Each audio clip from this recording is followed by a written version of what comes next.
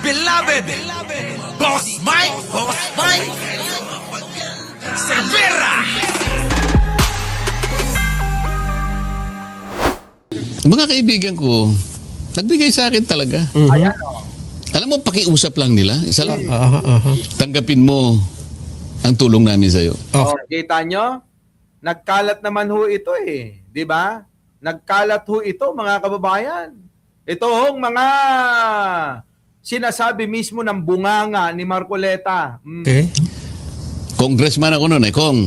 Kami po ay naniniwala. Putang ina, tignan nyo!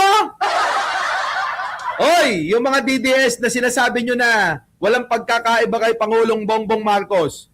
Oh, ayan, galing mismo sa bunganga ni Marcoleta. Sabi niya, congressman ako noon eh. Tumanggap ako ng donasyon eh. Tumanggap ako ng regalo eh. Kita nyo? Ano? Tumanggap ako ng pabor eh. Oh. Ay, kita nyo, mga kababayan ko? Oh, bunganga naman, Boss Mike, ang laki nun. Oh. Diba? Literal huli tapos kulong, ganun, slap chick, ano. Oh, wala na, mga kababayan. Galing sa bunganga niya mismo. O, tuloy. Nakarapat dapat kang makarating sa Senado. Tanggapin mo ang lagang to. Marami sila. Kita nyo? Ayan na! Oh, Republic Act. Oh, ha?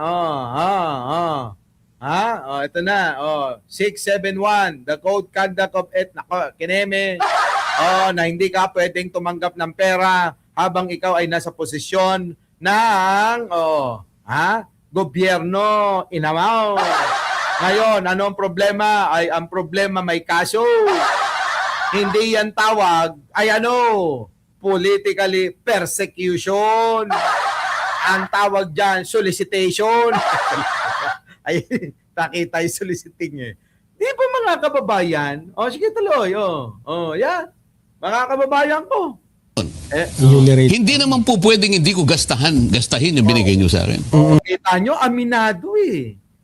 Binigyan, pinagbabawal ho yun, tinanggap mo yung binibigay sa'yo, at sinuportahan pa ng pagsasabi mo na ginastos mo yung perang binigay sa'yo. Laka, mga kababayan eh. Maliwanag ho, umamin at sinuportahan din ng sinabi niya na ginastos niya yung mga pera na pinamigay sa kanya. Sabi ko sa inyo, bobo rin to eh. Diba? Hindi lahat ng mga matatalino mga kababayan, lahat matalino kayo sa lahat ng bagay. Oo. Diba? Huli Richard Arnoldo, Huli Rolly Lucas, Bet de Jesus, huli. Tuloy. Kasi iba magkakakilala kayo eh. Halimbawa, ang nilagay kong gastos ko ron, 5 million, sabi ko. Nakukwenta nila eh.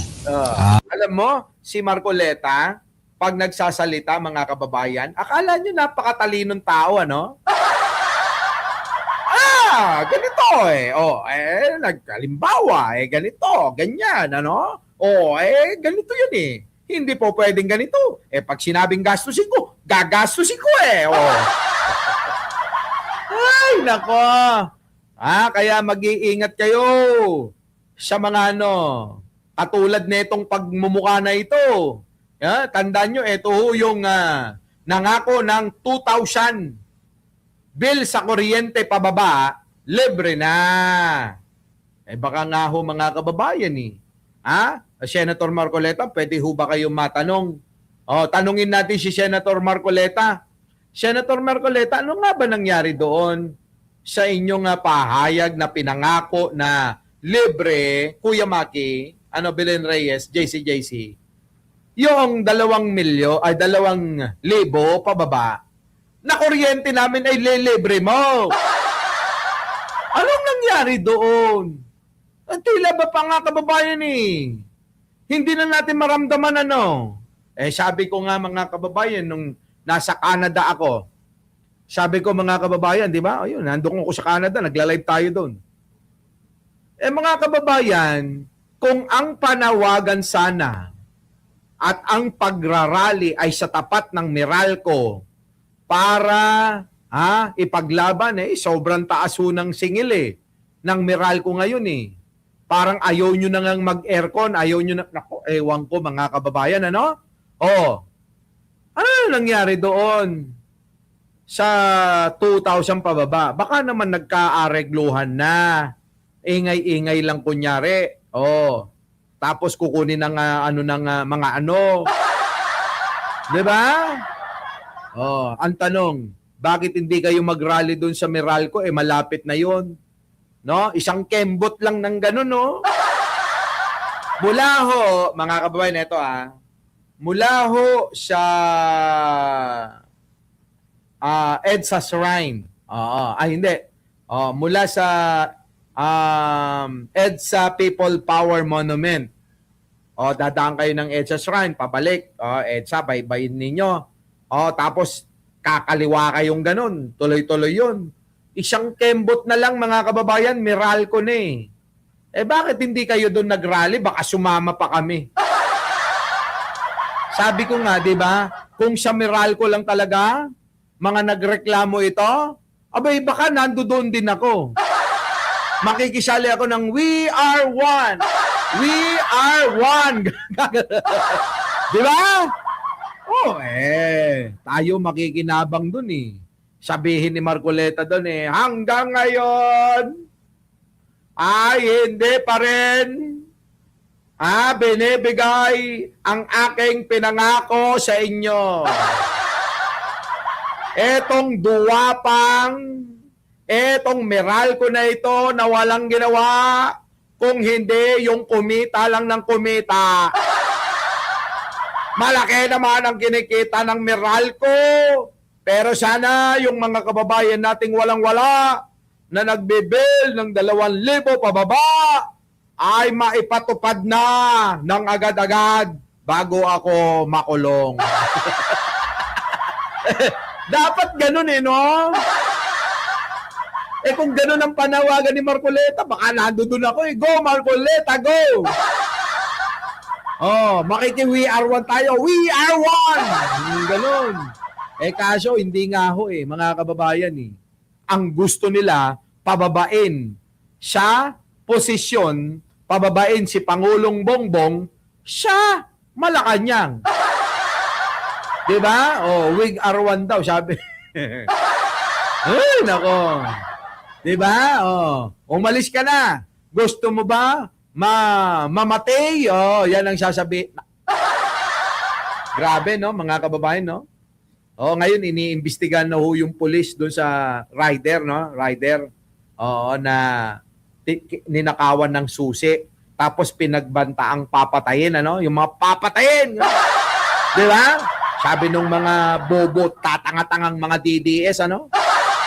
Yung mga nuknukan ng ang mga mukha, ang lalaki. Tapos, yung mga ulo, ang lalaki. Gaganito ang utak. Yan, mga kababayan, ano? Sabing gano'n, no? Gusto mo bang mamatay? Huwag ka nang sumagot. Huwag ka nang magsalita. Gusto mo bang mamatay? Eto na ngayon, mga kababayan. Eto na. Eto na. Ang nangyari ngayon, pati yung pulis na nando doon, Winterhan, ay awanen. Under investigation. Iniimbestigahan ngayon yung pulis na imbis na tulungan yung rider, abay, parang kinonsinti pa yung mga DDS na mga bobot tanga. Di ba? Mga bobot tanga. Yari kayo ngayon, di ba? Sige, patuloy. Tinago ni Kong Dante. Tingnan mo nga naman ang buhay, ano? Nanalo na, kumita pa. Okay, tamo. Saan ka pa? Saan ka pa? Totoo naman yung sinasabi mo. Ang buhay Kita mo, nanalo na. Nanalo ka na, may kita ka pa. At patuloy-tuloy nakikita. Mga kababayan sige nga ho, tanungin ko sa inyo. Tanungin ko sa inyo bukod kay Pangulong Bongbong Marcos, sino ho ang politiko na nakikita nyo pa, malaya kayong i-comment. Bukod kay Pangulong Bongbong Marcos, sino ang nakikita nyo na mga politiko? Sama nyo na si Marcoleta. Ang seryoso sa paglilingkod sa bayan, na ang tanging sweldo ay kakarampot lang. Sino? Meron bang mga politiko, bukod kay Pangulo, na nilalaan yung panahon, yung pagod, yung oras, para pagsilbihan ng taong bayan? O sige nga. Kaya yung sinasabi ni Marcoleta na nanalo ka na talagang malaking bagay yun. Dahil marami ka nang magagawang pera dyan yung mga politiko, mga kababayan, putang ina, tamaan kayo ng kidlat kung hindi mga nagnakaw dyan. Di ba? Tamaan ng kidlat ang mga hindi nagnanakaw, mga putang ina nyo, maubos kayo. Kakasona, Sona, Mga kababayan, habang nagsasalita ang Pangulo, sana yung mga tatamaan sa mga sasabihing mga salita ni Pangulong Bongbong Marcos, magkamanda, magkanda lintik-lintik na yung mga yan Magkapeste-peste habang nagsasalita. Kayong mga kurap, pag sinabing ganun, humanda kayo, ganun. Pag sinabing kurap, tinamaan lahat yung mga kurapot, nangihingisay, ganun siya na. Lord, baka naman gusto mong magkaroon ng Lord, hindi ka namin hinahamon. Lord, baka ho po pwede. Gawin nyo yan sa SONA, sa lahat ng mga tao, na mga politiko na nandoon, na mga kurakot. Nako, magkanda leche-leche, magkanda peste-peste. Diba? Masunog sila lahat, sana. Nang maubos na at mapalitan ng mga tao na tunay na magmamalasakit sa bayan, na hindi mai-impluwensyahan ng mga simbahan, kahit anong simbahan, kahit anong organisasyon, kundi ang papakayin ay maglingkod lang sa bayan at hindi iindahin yung kanilang sweldo na maliit lang, na hindi sasapat sa kanilang gagawing trabaho. Kita nyo mga kababayan ko? Di ba? Tignan nyo yung mga politiko. Totoo naman Tignan nyo. Mayor. Tignan nyo naman yung mga sasakyan. Akala mo, daig pa ang presidente. Mga kababayan, ang backup, ang mga backup na sasakyan, ang dami. Kita nyo? Huwag sanang ganun, mga kababayan, maging simple lang. Hindi katulad doon sa ibang bansa. Yung mga congressman, naglalakad lang, nagbibisikleta, nagmumotor. Kaya ako, mga kababayan, alam nyo, pag ako naging politiko, magmumotor lang din ako, magbibisikleta ako. O kaya sa Kia Pride na lang ako, sa lumang-lumang sasakyan. Diba? Ayoko naman yun. Kasi pinagtiwala nila sa akin yun. At saka kailangan gastahin ko yun. Kailangan talagang expense. Hindi pwedeng hindi ko gastahin sapagkat binigay nila sa akin. Kita nyo, mga kababayan, aminado Ginasta daw niya, binigay daw sa kanya. So ayun, ang ebidensya. Galing sa bunganga niya ang naging ebidensya. Mga kababayan. Eto na. Pasok. Libong taga-suporta. Ito na. Pakinggan naman ho natin ang paliwanag ni Senator Marcoleta. Bilang maging patas sa pamamahayag, mga kababayan. Eto na. Pakinggan natin. Marcoleta, pasok! Senador Dante Marcoleta sa harap ng nagbabadyang plunder case laban sa kanya. Umalma naman ang kampo ni former Speaker Martin Romualdez sa muling pagdawit sa kanya sa flood control scandal. Tutol din sila na gawing state witness si former DPWH Secretary Manuel Bonoan. Narito ang agenda report ni Hannah T. Nakahanda po akong magpakulong. Kung kinakailangang maaresto po ako. Ayan Maliwanag ho yung sinabi ho ni Rodante Marcoleta Mga kababayan Oh, handa daw siyang magpakulong. Putangin na, baka magtago yan. Oh. Ay, Marcoleta, baka mamaya ha, kung saan ka magtago ha. Oh, sige. Narito ang agenda report ni Hannah T. Nakahanda po akong magpakulong. Oh, kita nyo, nakahanda po akong magpakulong, Eka. Naniniwala po ba kayo dyan, mga kababayan? Oh, JC, ano? Oh, kayo. Kayo ho, mga kababayan, ano hong opinion nyo? Sa kanyang bunganga na naman galing, oh. Sa kanyang bunganga ng galing na si Rodante Marcoleta ay handa daw hong magpakulong. Handang magpa-mugshot, ano, mga kababayan, ano? Sana lang, ano, lumabas yung mugshot, oo. Kasi bawal lang nakapiloka daw, mga kababayan, eh, oo. Oh. Ngayon, mga kababayan ko, Isaac Sacramento, Sarmiento, makinig ka. Kung handa na siyang magpakulong, pag lumabas na yung warrant niya, sumama na siya ng kusa. Joyce Ong, ano, huwag ka nang magpunta-punta ng kung saan-saan. Baka mamaya, gayahin mo si Bato, maghanap-hanap ka ng mga kung sino-sino na tutulong sa'yo, at magpapatakas sa'yo, wag ganun, Mamaya talakayin nga natin yan si Robin Padilla na nagpatakas kay Bato de la Rosa, ano? Kung kinakailangang maaresto po ako, wala Kung kinakailangan na maaresto ako, ano? pong problema. Wala daw. Ang yabang. Mimi Taiwan, yabang Jimmy de la Cruz, Wala daw problema, Rolly Tobias. Suzuki. Wala daw problema. Handa daw siya. Suwani. Tandaan nyo yan. Katbina. Tandaan po sana natin ito, Drol Membere, Tandaan ho natin ito. Sa kanyang bunganga, galing, na handa daw siyang magpa-aresto, handa daw siyang magpakulong, Ayan, galing sa kanya, may consent na, So, hindi na ho mahihirapan, ang ating mga kapulisan, ang ating NBI, Ronnie Pandalag, dapat lang nakulong. Di ba? Elsa Brillante. Opo, hindi ho, replay.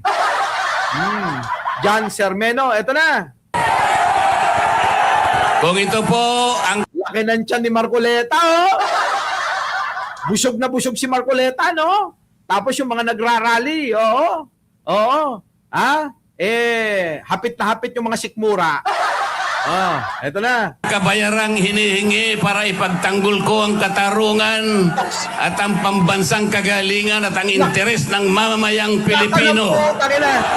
Ang galing, ito ang kapalit ng aking paglaban sa interes ng ating mga enemy. Kala mo talaga may napatunayan, are? Walang napatunayan, are! Yabang mo, boss. Ganyan din tayo. Uy, konti na lang. Maliit na, ikaw lang. Grabe.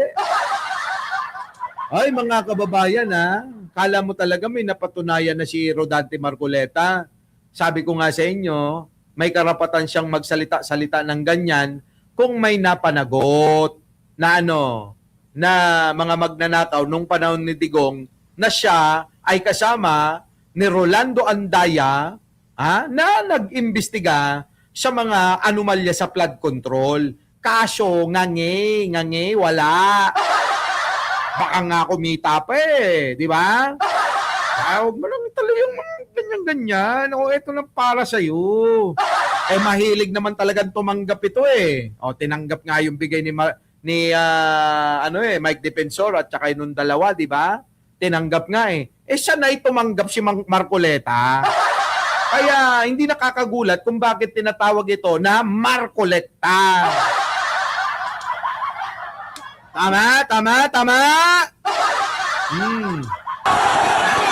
Naghiyawan ang ilang mga taga-Iglesia ni Cristo nang ipahayag ito ni Senator Rodante Marcoleta. Sa Ilan lang po yan, hindi ho lahat ng iglesia, Hindi ho lahat ng iglesia. Na ng bantang plunder case laban sa kanya. Sumipot pa rin siya sa day 2 ng protesta sa EDSA na unang inihayag ng INC na suporta raw para kay Marcoleta. Non-bailable ang balak na ihaing kasong plunder laban sa kanya. Ayan ha, non-bailable, walang bail. Hanggat nililitis si Marcoleta, hanggat nililitis ang kaso niya sa Sandigan Bayan, kasalukuyan pong nakakulong, nakapihit ito. Parang si Jinggoy, ganon. So mag-aapiran na lang silang tatlo. Ganon ho mangyayari ha, tatlo. Sino yung isa? Si Bong Revilla. Pare-pare sila. Plunder. Dahil sa umano'y pagtanggap niya ng 75 million peso campaign donations para sa 2025 polls. Private funds ito para sa senador. Sana man lang may ninakaw ako. Ay, Diyos ko, madali ko kasi masabihin na wala naman ako ninakaw kahit meron. Di ba? Madali lang ako magsalita eh. Di ba? Wala. Sana man lang meron ako ninakaw. Sana meron ako ninakaw. Syempre, malalaman pa ba namin yan? Di ba mga kababayan? Malalaman nyo pa ba na may ninakaw ng akto yan? Syempre, itatago niya sa ilalim ng unan. Piluka tuloy. Di ba? Sana man lang kasama ko sa mga mandarambong. Mga nabanggit na yung mga pangalan nila. Ang isa ay si Martin Romualdez. Ang pinagdalhan ng mali-malitang pera. Kasi tutok lang kayo kay Martin. Dinadamay nyo kasi Pangulong Bongbong eh. Kung kay Martin lang kayo nakatutok, di sana, bati-bati tayo. Di ba no? Dinadamay nyo si Manong Bongbong Gusto nyo pababayin si Manong Bongbong, galit lang pala kayo kay Martin. Kung kay Martin, kayo galit, kay Martin lang. Walang damayan. Di ba no? Kasama talaga. Alam naman namin yun, di ba? Alam namin dito nakasama si Martin Romualdez sa mga pagnanakaw. Di ba? Problema nyo kasi. Ang problema, imbis na bati-bati tayo, ayan, dinadamay nyo si Manong Bongbong. Ay, mali. Gusto nyong itulay Gusto nyong madaliin na maiupo si Sara. Alam nyo, yun lang naman ang katwiran Yun naman ang dahilan. Kaya nila tinutulay si Pangulong Bongbong Marcos dito ho sa pinsan niya na isa ring mandurugas na si Martin Romualdez para ho mapadali na maipalit si Sara at everybody happy ang kampo ng mga Duterte. Simple. Simple kasing di ba? Simpleng unawain. Nagmamadali kayo. Ay, naapo. Daig nyo pang naeeb sa kalye. Sa sobrang pagmamadali, naisip nila, total naman magpinsan, i-connecta natin, maniniwala mga uto-uto. Hindi naman ho lahat uto-uto yung mga Pilipino, Hindi ho uto-uto kagaya ng mga DDS. Di ba mga kababayan? Ano nangyari? Di nga, wala. Tapos gusto nyo ipalit, luka-luka pa, siraulo pa. Alam na din naman namin, kaya gusto nyong ipalit si Sara para makontrol ninyo, para madaling kontrolin, para maging sunod-sunuran sa inyo, para swerte, baka sakali si Marcoleta maging vice-presidente dahil hihingi ni Marcoleta yung suporta na, Sara, ako magiging vice-presidente mo, Siyempre, hingi ni Marcoleta yun. Akala nyo ba si Cayetano ang gagawing ganon na maging vice ni Sara? Hindi. Siguradong si Marcoleta yan. Pag si Marcoleta na naging vice, yari ngayon si Sara. Sigurado si Marcoleta magiging presidente. Di ba? Sigurado yun. Kung ano yung ginagawa nila kay Pangulong Bongbong, yun din ang gagawin nila kay Sara Duterte. Ganyan ho yung mga gunggong. Oh.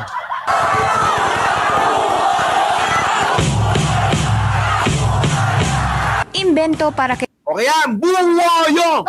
Buwayo! Sang-ayon ako ha. Martin Romualdez, buwayo! Buwayo! O kaya, sang-ayon ako. Oh. Di ba? Mandarambong nga eh. Mandarambong. Si Martin ang nakakapagpasama kay Pangulong Bongbong. Masaktan ng masaktan. Wala akong pakialam. Basta doon lang tayo sa totoo. Oh. Marcoleta ang magiging asunto. Yan ay para hindi raw siya makasipot sa impeachment trial ni VP Sara sa susunod na linggo at gusto lang daw siyang patahimikin kaugnay ng investigasyon niya sa flood control scandal. Bakit ang ombudsman ang nagagalit sa akin? Hindi ba dapat tulungan pa nila ako? Ay, wag mong baliktarin. May kasalanan ka. Anong tutulungan ka? Mali! May kasalanan ka kaya kailangan ka makulong. Huwag mong baliktarin na kunyari ikaw ay nagmamalasakit sa bansang ito. Wala ka pang napapatunayan, Marcoleta. Dahil kung sana may napanagot kayo nung panahon ni Digong, maniniwala ako sa iyo. Baka sakaling sumuporta ako sa iyo. Baka sakaling ikampanya pa kita. Baka sakaling mahaling kita ng isang tunay na lolo. Pero wala ka namang napapatunayan. So, anong napatunayan mo? Oh, meron ba? Wala nga ni. O kaya sabi tuloy ni Maring Lisa Eunice, ikulong na yan si Marcoleta. Gusto kang makulong. Tama, di ba mga kababayan? Walang napatunayan eh. Oo. Kung may napatunayan yan nung panahon ni Digong, ay malamang mga kababayan, baka idol ko yan, ganun. Sorry. Kasi ako tumitingin ako tulad kay Trillanes, ha? Alam nyo naman yan, no? Vocal naman ako dyan. Idol namin yan. Idol natin yan. Bakit? May napatunayan. Di ba? Sasabihin yaan ay trapong politiko. Patunayan nyo nga na nagnakaw. Wala ho kayong maibabato. Walang ninakaw si Trillanes. Dahil kung meron, panahon pa ni Digong, ay malamang na kasuhan na yan. Kaso wala, di ba? Ngangi, ganon. Nga, mga kababayan. Di ba? Eto, ano napatunayan nito? Ayan, binubola lang ho kayo niyan. Huwag kayong maniwala dyan. Walang pagkakaiba kay... sino to? Walang pagkakaiba yan kay Cayetano. Sapagkat iisa ang layunin namin. Iisa daw ang layunin nila. Magkaiba. Marcoleta naman, kung iisa ang layunin ninyo, parang sinasabi mo na magnanakaw kayong lahat. Di ba, no?